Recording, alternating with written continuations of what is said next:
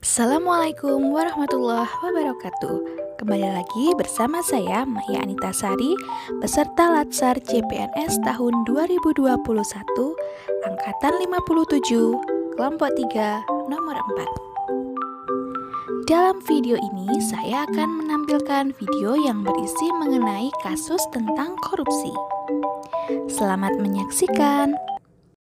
Polres Bogor menetapkan 2 ASN Pemda Cibinong sebagai tersangka dalam kasus perizinan villa dan rumah sakit. Keduanya ditangkap dalam operasi tangkap tangan yang dilakukan oleh anggota kepolisian dari Polres Bogor. Kedua tersangka langsung dibawa ke Mapolres Bogor setelah ditetapkan sebagai tersangka oleh pihak kepolisian.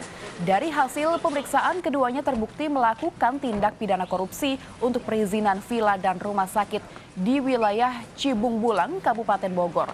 Sebelumnya kedua tersangka ditangkap dalam operasi tangkap tangan yang dilakukan oleh anggota dari Polres Bogor dengan barang bukti uang tunai sebesar 120 juta rupiah. Kedua tersangka dijerat Undang-Undang Tindak Pidana Korupsi dengan ancaman 5 tahun penjara. Ya. Tindak pidananya kasusnya nih? Tindak pidananya yaitu kita kenakan Undang-Undang Tindak Pidana Korupsi, ya. Menerima uang, ya, bagian yang bukan kewenangannya, gitu. Ini perkara untuk memuluskan perizinan atau gimana? Ya, intinya untuk mengeluarkan izin, ya. Salah satunya itu izinnya ada di terkait dengan pembangunan villa sama rumah sakit.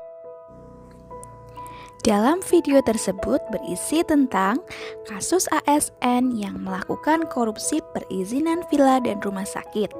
ASN tersebut ditangkap dalam operasi tangkap tangan yang dilakukan pihak kepolisian dan langsung ditetapkan sebagai tersangka. ASN tersebut tidak mengindahkan kejujuran dan tidak melaksanakan tanggung jawab sebagai aparatur sipil negara dengan baik. Penyebab dari kasus tersebut, yang pertama, lemahnya pendidikan karakter yang berdampak kurangnya kesadaran diri dan moral sebagai ASN.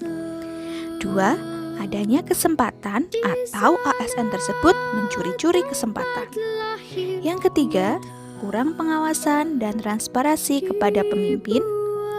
Keempat, gaya hidup yang konsumtif, kurang bersyukur, dan selalu merasa kurang. Dampak dari kasus tersebut, yang pertama, merusak citra diri, citra PNS, atau citra instansi. Yang kedua, mendapatkan sanksi sosial dari masyarakat. Ketiga, mendapatkan hukuman sesuai peraturan yang berlaku. Keempat, hilangnya kepercayaan dari masyarakat terhadap ASN. Kelima, kerugian keuangan negara. Dan keenam, dicopot dari jabatannya sebagai ASN. Saran atau solusi yang dapat diberikan.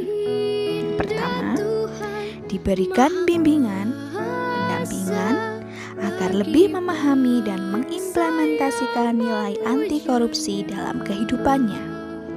Yang kedua, menguatkan sikap dan perilaku untuk memegang komitmen moral untuk berani menolak segala jenis tindakan korupsi. Yang ketiga, memberikan sanksi dan hukuman yang tegas kepada setiap ASN yang melakukan pelanggaran. Keempat, optimalisasi fungsi pengawasan atau kontrol. Demikian analisis kasus korupsi. Terima kasih, semoga bermanfaat. Wassalamualaikum warahmatullahi wabarakatuh.